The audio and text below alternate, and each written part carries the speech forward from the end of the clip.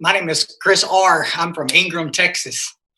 Golly, it's the sun's going down here, so it's almost my bedtime. So we'll we'll go quick. No, I'm so glad to be here, guys, and that what a nice bunch. Sherry, thanks so much for sharing. I ought to just stand up here and say what she said because that's it. I mean, we're so much alike. I mean, look at us, and we're two different people. I mean, how could you be any two different, more individuals? And yet, that internal stuff. When I'm growing up, when I first started, we're identical. And I think for most of us, it's called untreated alcoholism. And we'll visit a little bit about it. Damon, thanks so much for asking me to speak and organizing it for us. I sure appreciate it. Listen, half the time in the day, I work at a little treatment center here in Texas and have forever. I hear every time I turn around, somebody's bad mouthing Zooms. I hate Zooms. You can't bond in Zooms. They're terrible. And I love it. You know, I got one of my Charlottes in here. I got some Texas buddies in here, and I got people from all over. I get a chance to see. And I don't know, guys, I'm enjoying it. It's what we got to deal with right now. So let's keep doing it. And I will, when we get a chance, when I finish this, I'll stick my little email on the bottom of this little chat. And if any of y'all have anything you want to visit about, you're more than welcome to holler at me. I'm an emailing fool. So I always, before I do this, I want to mention real quick, because sometimes I forget and I get in trouble. Guys, I'm going to share my experience. And my experience is going to be, maybe similar to some of y'all's and maybe a little different than some of y'all. And it's nothing personal, okay? If I learn anything, if I don't do anything stupid in another couple of months, I'll have 33 years. And I'm really clear today that there's a lot of people out there that do this differently. And I'm not here to point a finger and tell you what you need to do. I'm just not. I have in the past. I'm just, but I don't do it anymore. And if what you're doing is working for you, rock on. If, like Cherie just said, you're sitting in the rooms of Alcoholics Anonymous miserable, just listen up. let's visit, because I agree with her. I agree. It's not okay that you're not happy. It's not okay that you're not comfortable in your skin. And guys, there's this big myth out there that if I just don't drink, I will recover from alcoholism. That is not true. Anybody out there that's been around for a while knows that is not true. It's the first piece. The minute I set down the alcohol, if I'm a real alcoholic, the stuff's just fixing to hit the fan.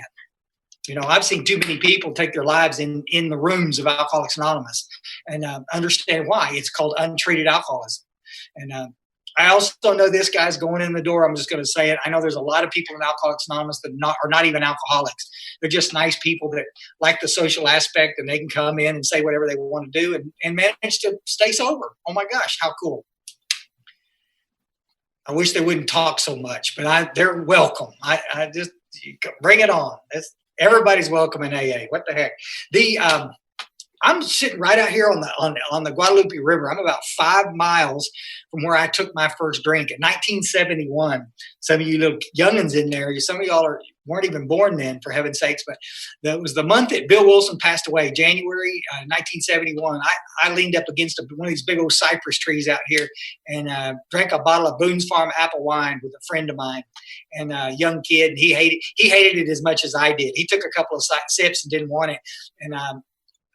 And I finished the bottle. It wasn't one of those big bottles you got to hold with two hands. This was a little crappy pint, and it just got enough in my system to change the way I felt. And guys, it did. I remember my father was an alcoholic. He's the nicest, gentlest man you'd ever come across, and a good man, talented. He was a printer and just an artist, and come from a family of artists. And my mom was, we lived in an idyllic life. It was not like I listen to some people from the podium and they want to talk about their lives. And I was raised by a pack of wolves, in the sewers of Vegas. And I just that was not my experience. We were on the front row of the Baptist church every time the door opens up. I was blessed. Looking back, hindsight, we didn't have a lot of money growing up.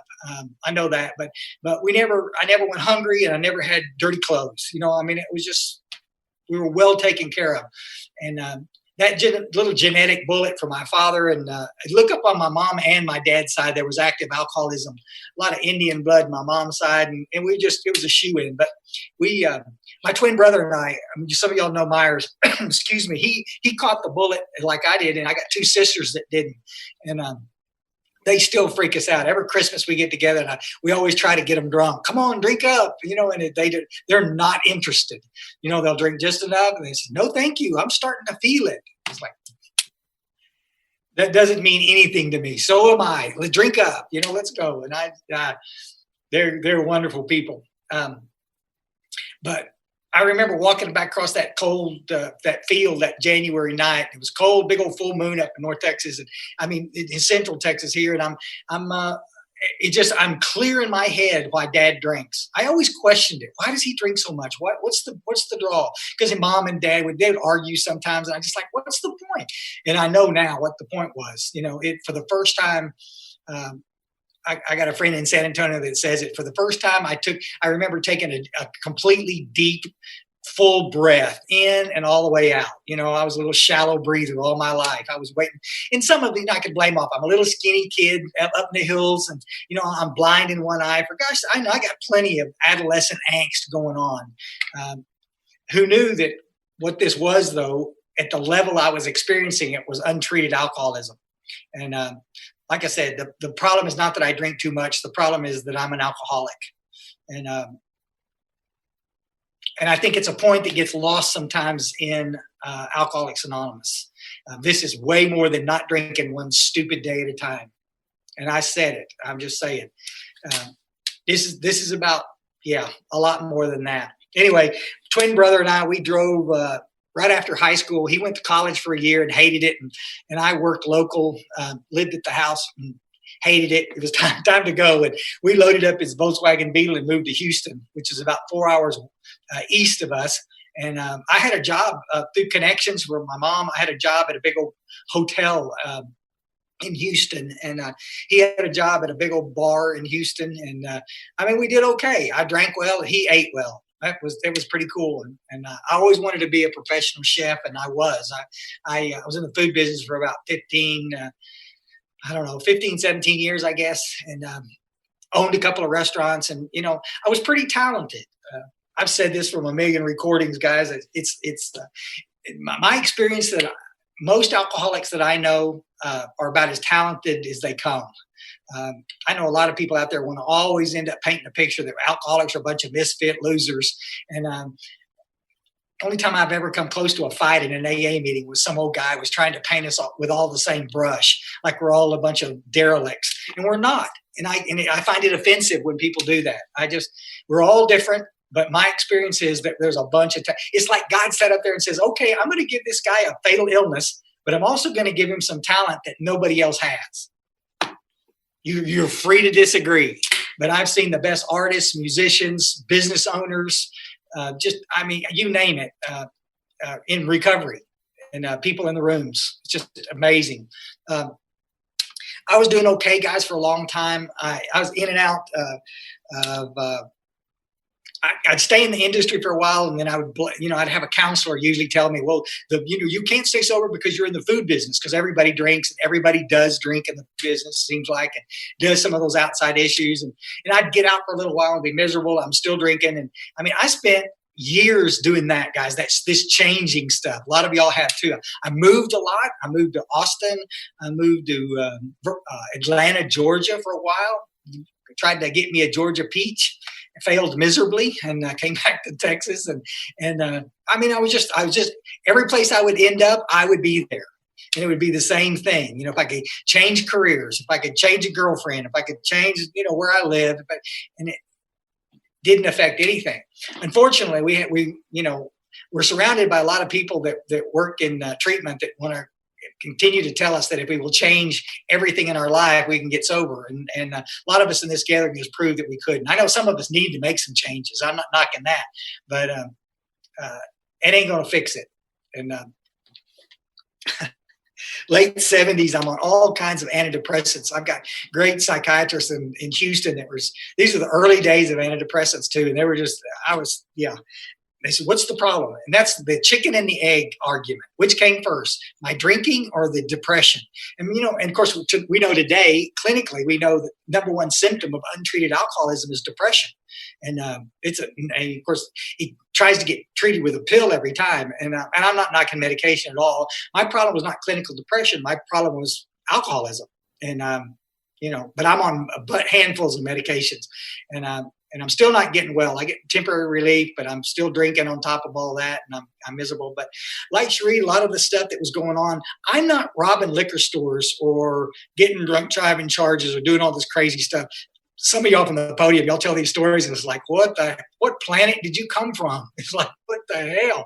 I wasn't. That my story's different, and it was going to be kind of a hindrance for me later when I'm trying to get sober. But I ended up on one of my little forays back to Houston. I got married to this nice girl and drug her up to North Texas so I could be closer to my twin brother. He'd moved up there, and he had a little book bindery up there. And I got a job at a country club, and I don't know, I got a semi-new pickup truck, and I got a little house. We bought a little house, and first home I'd ever owned. And on the outside, it looked pretty good, and we're both making pretty good money.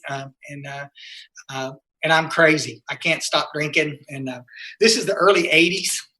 And I know this is an AA meeting, and we're not here to talk about that other nasty stuff. But early 80s, everybody in Texas was doing cocaine. I'm throwing that out there. We all thought we were Miami Vice, and it was just insane. Everybody in the kitchens was doing, something to make you go fast. And I'm messing around with some of that.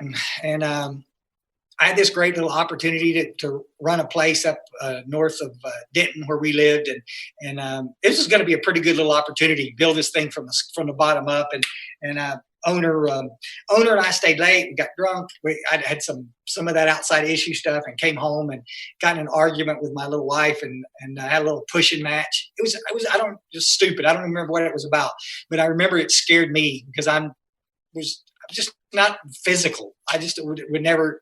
I scared her, and it scared me, I think, worse. And I apologized and left. And a couple hours later, I came back in after I'd sobered up some, and we had a conversation.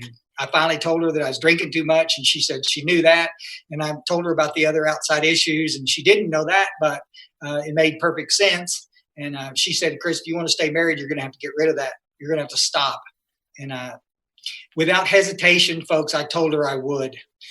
With tears in my eyes, I begged her forgiveness, and I went to the bedroom and I poured out all the other stuff, and I got rid of the alcohol, and I'm done. And I always got to say it when I get to this spot in the story, folks. When I told her that I was going to stop, I meant it. And there's always somebody in AA that wants to make a joke about that. If an alcoholic's mouth moving, he's lying. You can bite me. It's disrespectful, and it's not true. I watched thousands of people come into treatment, guys. I watched thousands of people come into Alcoholics Anonymous with tears in their eyes, begging for help. This is not, well, perhaps maybe I should get sober. This is, please help me. I'm talking to a guy from Kansas this afternoon, right before I got on the deal, and just crying on the other end of the phone, just desperate to stop drinking. He's not lying. He wants to.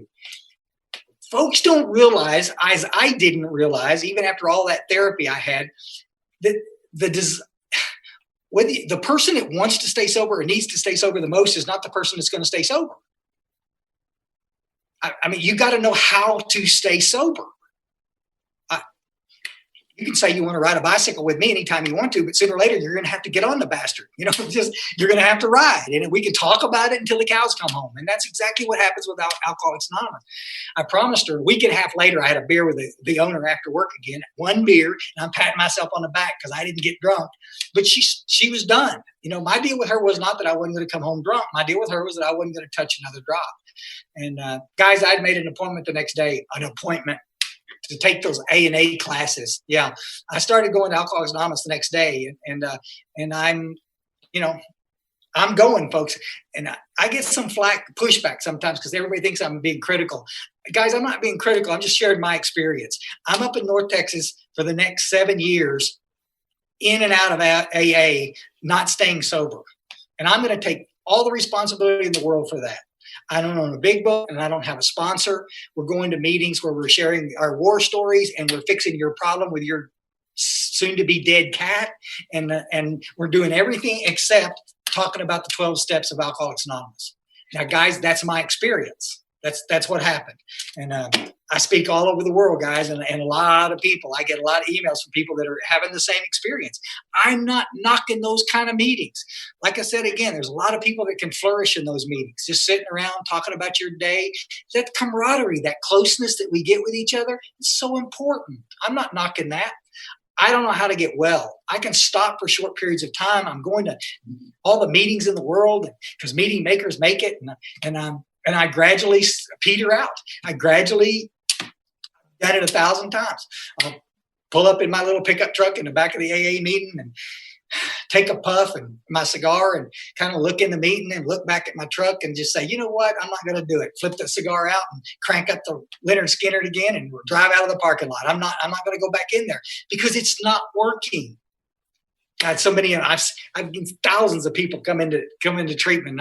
I'll get a chance to talk to them and get to visit with them about the time the last Ativan wears off. They're all bummed up and they look at me with tears in their eyes. I says, damn. I says, I didn't realize this was 12-step stuff in this place. He says, I've tried AA. It doesn't work. And then I talked to them for a few minutes and find out they did exactly what I did for 7 years. They went to a bunch of meetings. That's not AA. There's more to it than that. That's why they wrote this thing called a big book. You little newcomers in here, this is a big book. This is a little big book. That ought to confuse the daylights out of you. I'm sorry. That's the deal. Nicest, kindest people on earth, guys. They'd hug you and try to lend you money. They'd do whatever they could do to try to help you.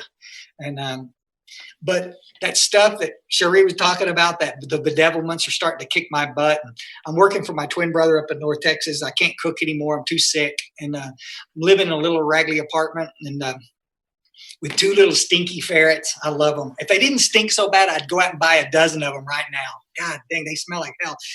And I'm in there by myself. I come home from work, bought a little 12-pack of rot gut beer and went home and had a couple of beers and opened a bunch of return checks. And I'm 35 and I've bankrupted another checking account. I'm going to have to go one more time to my favorite sister-in-law and borrow some money so I can pay these. You know, I'm just done, guys.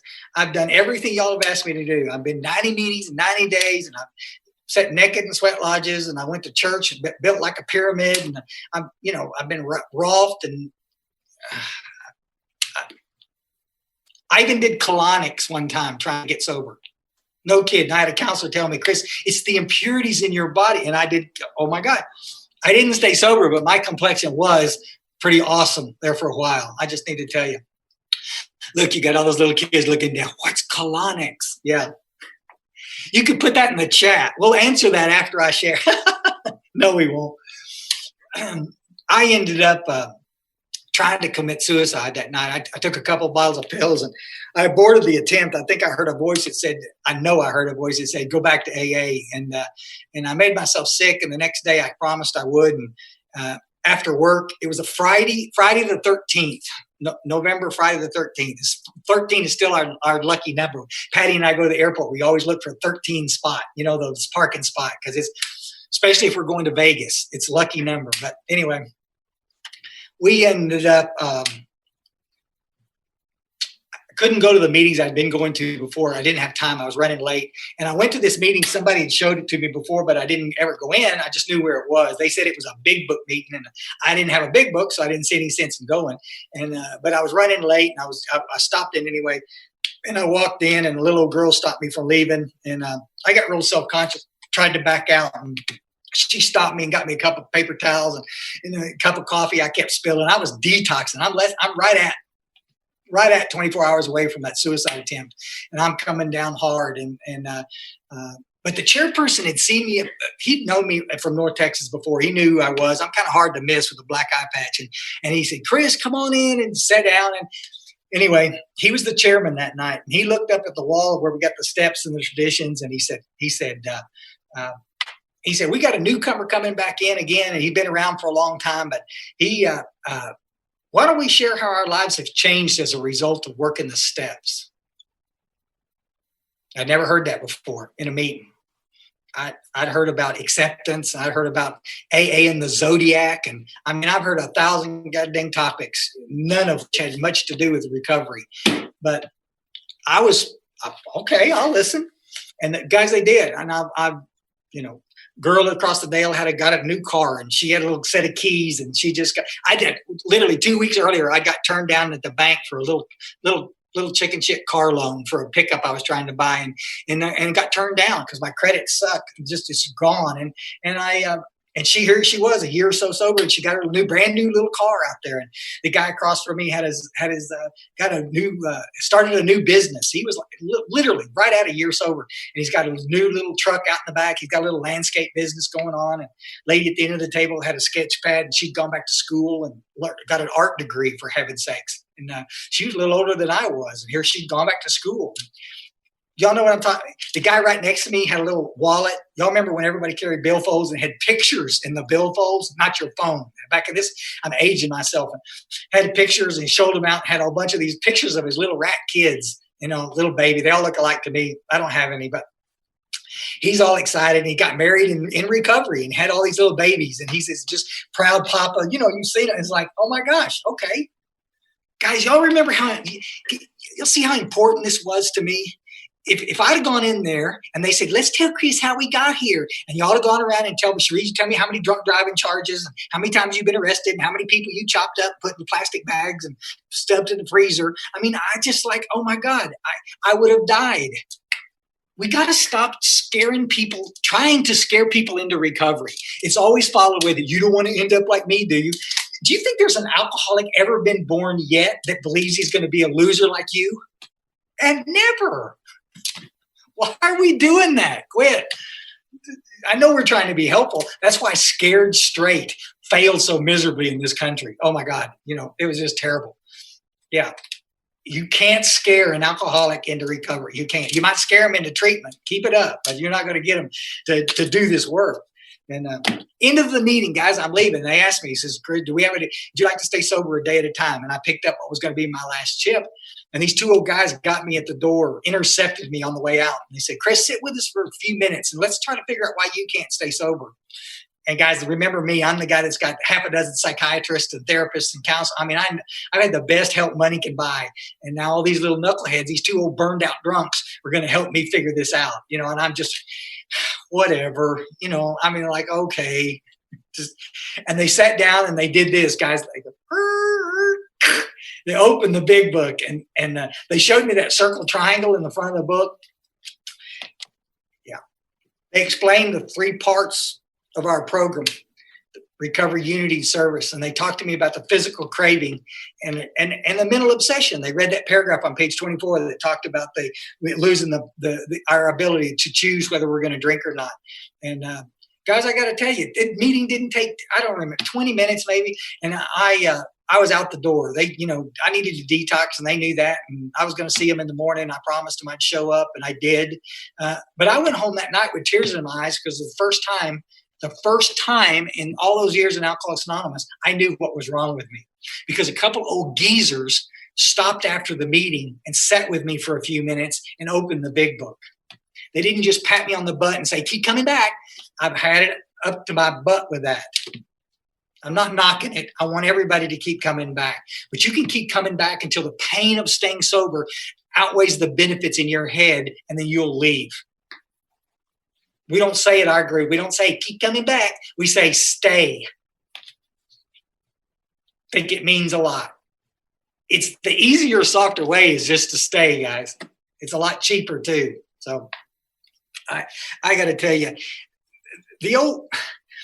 the guys, the next morning, they got me after the meeting. We sat and laughed our butts off and drank too much coffee, and everybody smoked way too much. And we went in the back room after we did a 3rd step prayer. They explained the prayer, and we did it. Guys, there wasn't a lot of conversation.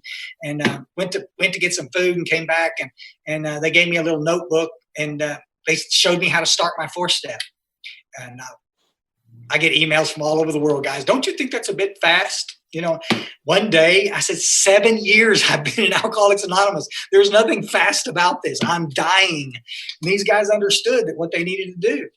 There's a line in there, guys, that talked on page 25 in my book. I forget. Somebody sent me an Aussie book. I've got it on my bookcase. I don't remember the pages line up that well, but it's a page that talks about about on page 25, it says, if you were seriously alcoholic as we were, we believe there is no middle of the road solution. And Bill Wilson asks these questions because he's not jamming you. There's no middle of the road solution. It just says, if you're like us, there's no middle of the road solution. He does it often. He does it when he's trying to explain in the first 60 pages what an alcoholic is. Steps outlined in 100 pages. He takes 60 of those pages to explain the first step. But he keeps going. But if he's asking a whole bunch of questions so that we can diagnose ourselves. Guys, we need to teach folks the symptoms of alcoholism. Then they can diagnose themselves. You either got it or you don't. They will not understand. They're not going to identify with just the stories a lot of times. I mean, like I said, I'm all these years sober, and I still have not heard my story in Alcoholics Anonymous. If you talk about the symptoms, I've heard it 1,000,000 times. It's pretty cool because that's what ties us all together, folks. God dang, hey, Alcoholics Anonymous, we spend a lot of time trying to separate everybody. We've got meetings for gay people and meetings for vets and meetings for professionals, and meeting for men, and meeting for women. I don't know what to tell you, guys. I'm on a soapbox. I apologize. It's all the same. Let's go.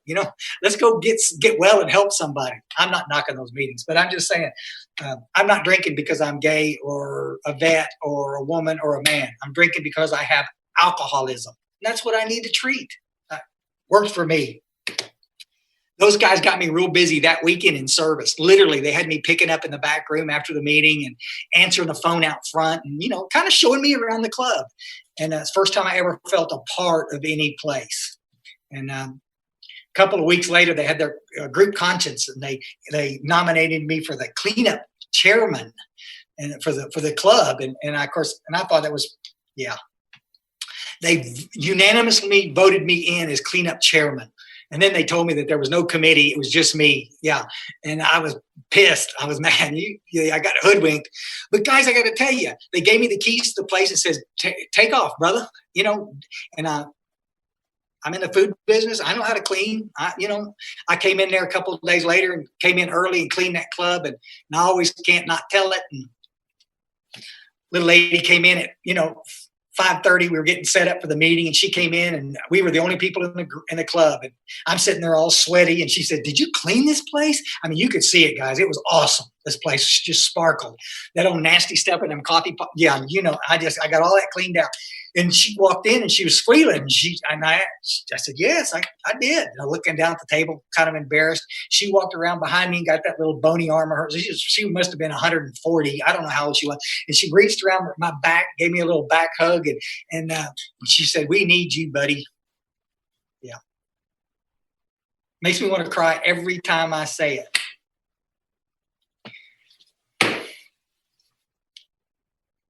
I've never picked up another Desire chip, and I've never left once because I found my place in Alcoholics Anonymous.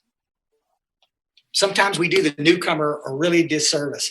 I'm hoping my little friend that I was talking to in Kansas, I hope he finds a group of men and women that understand what's in this book that can help him get sober. I hope he didn't end up in a group with a bunch of grumpy old bastards sitting in the corner telling him what he can't do. There's no don'ts in the big book, folks. And I got to tell you, around the world where I go to meetings where I've seen, we got a lot of people out there spending an inordinate amount of time telling the newcomer what they can't do. Like that's going to solve anything. What you can do is work the steps at a pretty good clip, just like Cherie was talking about. You'll have a spiritual experience. And then no matter what life throws at you, you're going to be able to walk through it with grace and dignity and come out the other side. When it got time for me to start a new little business, about 8 months in, they said, "Go for it." When a little guy came up afterwards, because I was talking about the food business, and he was a cook at a restaurant I used to go to, and he needed some help, and he asked me if I could sponsor him, and I said sure. And then I looked over at the guy, and he gave me a little high sign like that, and I got with him, and he said, "Your life's fixing to change, boy. Let's talk." And he showed me how to do it. He showed me how to sponsor this guy, 2 months sober, but I had worked the steps. and I've never looked back. I'd be embarrassed to tell you how many guys I get to associate with today and be a part of their lives. And one little knucklehead at a time, it transforms you, helping another little drunk, even when you don't want to. I'll look down at that phone and it'll be one of my little guys calling and say, damn. Hey, what's going on? Yeah, you bet. Just okay. I'm just being real, guys. Sometimes I don't want to do it. So what? Those guys, those men and women in those groups, and Patty and I, we go to a little group called the Outpost. We started a little recovery club up here in Texas, and some of y'all have been there, and it's a neat little club. We got a little group called Ingram Solution Group. It's all literature-based meetings. I can send you our little formats if you're ever interested. I send them all over the world. But these are little formats. It's all literature. You come in, you talk about the book, you read, and you discuss it. It's pretty cool. And we got a bell ringer so you can't overtalk, and we're going to kind of stay focused. We're not there to talk about your day. We're there to talk about the literature. And it works great for us and pretty cool. But the old timers back in the day, they said, Chris, your job is to stay spiritually connected. The steps don't get me sober, folks. The steps allow me to have a spiritual experience that removes the obsession to use. He says, Chris, if you take that awakened spirit back into the rooms or back into your life, things are going to change. There's going to be some cool stuff happens. My job 33 years ago was to awaken spiritually. My first old sponsor, Mark Houston, when I got back here in the Hill Country, when I moved here in 93, man, he used to talk a lot about that. Richard Rohr talks about it, awake but asleep. We're walking around thinking we're doing okay, but we're not doing anything. And my job today, pushing 33 years, is to stay spiritually awake. I have to pay attention to the room when I'm in my AA group. I watch that little newcomer coming in. He walks in, he sits by himself, and he's looking at the floor. He's a newcomer. And I give my guys about a minute to get to him. And then I'm going to go get him. That's how it works. Because I spent 7 years sitting in AA being ignored. Not maliciously. Just, I'm here. They've been successful. Guys, there's just so much more than that. I got to do the same thing to those little newcomers those old timers did to me. You got to go come love on me. Guys, I got a pretty charmed life here. I'm in a relationship I want to be in, and live in a nice little rock house down here on the river, and I don't owe a soul. And I'm living spiritually. We just live within our means, and people in Alcoholics Anonymous taught me how to do that. It was women in Alcoholics Anonymous that taught me how to date. Chris, you might want to brush your teeth. They took me on to raise. Come on, guys. I didn't. Who knew? I thought once a week was enough. But old timers, God dang it, I can't wait to be around them. I'm looking in this room. We got a lot of older people in there too. It's just, God, I can't wait. I go to conferences. I can't wait till we do some face-to-face and I get to get back in there and we get to go sit with all the old guys, the geezers. I used to avoid those hospitality rooms where all the old guys are sitting around talking. Yeah, that's the last, I don't want to go there. Now I can't wait. Get a big old cup of coffee and sit down with these old guys that got the big books with duct tape around the back. They've been slinging for years, and we get to, I don't know, talk about AA and our prostates. It's heaven, God. Who knew getting old was going to be so interesting? Yeah. For all you young guys in there, let me tell you something. These are not golden years. Your years are golden now. Use them, guys. Don't be sitting on your butt. I got to say this real quick and I'll let you go.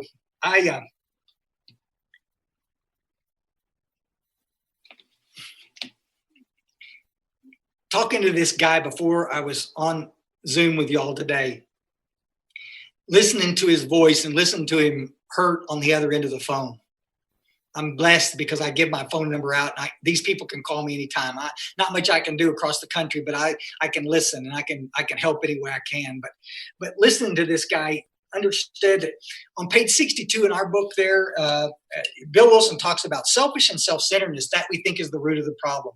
Driven by 100 forms of fear, self-delusion, self-seeking, and self-pity.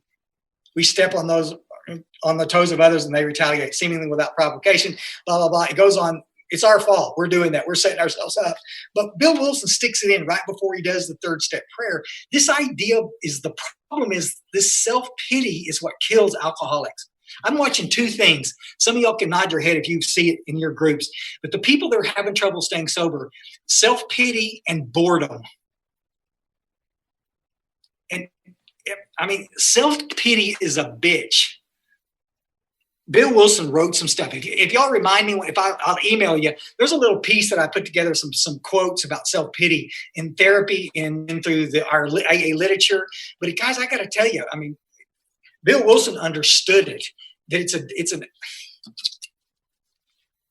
it's a drug for us. We get into it. We don't like but we're comfortable with it, and we can manipulate the room with it. We can push everybody away, and it will guarantee that we will not stay sober if we stay in that position. Folks, there's a lot of people hurting in this world. I guarantee you, in this room of 100 we're in right now, there's a lot of people hurting out there. I'm not making light of any of that. Hurting is part of being human. Grief is a part of being human. Walking through. But when we start rationalizing, isolating ourselves and pushing everybody away because we want to sit home and nurse this, we can't stay sober in that condition, folks. That's what the steps did for me, folks. They took me to a place where my ego would get right sized, and I would realize that I need other people to talk to, other people to listen to. And I'm just as prone to walk into a minefield as anybody else, folks. But when I do, I've got gazillions of people in Alcoholics Anonymous that I can call on the phone. I've got coworkers I can go lean on that are in recovery. I don't have to do this by myself ever again. And I'll say this stupid virus stuff that's been going around forever. Who thought it would have lasted all these months? But I got to tell you, folks, it's causing people to do the one thing that we ask every alcoholic out there not to do. And that's isolate. And that's why it's so important that we grab these little newcomers out there and on these chats, and we see the newcomers, and then we encourage them to get on these Zooms. I've got lists of hundreds of good Zoom meetings out there. I mean, there are literally thousands of them, 24 hours a day. You can go to a Zoom meeting. If you're lonely or just isolating by yourself, you got to get out there. And don't just sit there and listen. They got your little screen on. Turn your little video on so they can see who you are and you can see them, and put some clothes on. Make sure you're not scratching where you're not supposed to scratch. God, it's amazing out there what y'all do. Oh my God. Sometimes I'm talking and I got to look down and say, oh shit, quit that. I know. you get a little better at it after a while, but guys, we got to grab those little newcomers coming in, because I got to tell you, lots and lots of people are coming into treatment and they're leaving, and we don't have a bunch of face-to-face meetings to send them to. And what we got to do is send them to y'all. Because if these guys leave treatment and they leave and they don't get connected with a group like this, they don't have a snowball's chance of hell of staying sober. That's not opinion, guys. That's 27 years working in the industry. That's my absolute experience. When they get around a bunch of nice folks that are laughing their butts off and having a good time, they're going to stay. They're going to be okay. And that's what we got to do, guys. We are responsible. That little responsibility pledge that Alcoholics Anonymous got, 1965 at the Toronto conference? Yeah, when it adopted it, it didn't say we are responsible. It said, I am responsible. Big argument at the time. Well, let's make it we. No, that's how we hide out. We, that means y'all. Y'all get to do it. And I get to do it. I'm responsible. Because, guys, I don't know. I don't know who God's going to use to help you. And I damn sure don't know who God's going to drop in my lap that's going to help me. I got out of that game a long time ago trying to figure that out. Let's wait and see what God drops into our lives, and be there and be spiritually awake when it happens so that we can run with it. Because I do believe God wants us happy. And I sure love y'all, folks. I'm honored that y'all asked me to speak, and y'all have a good one. Good day.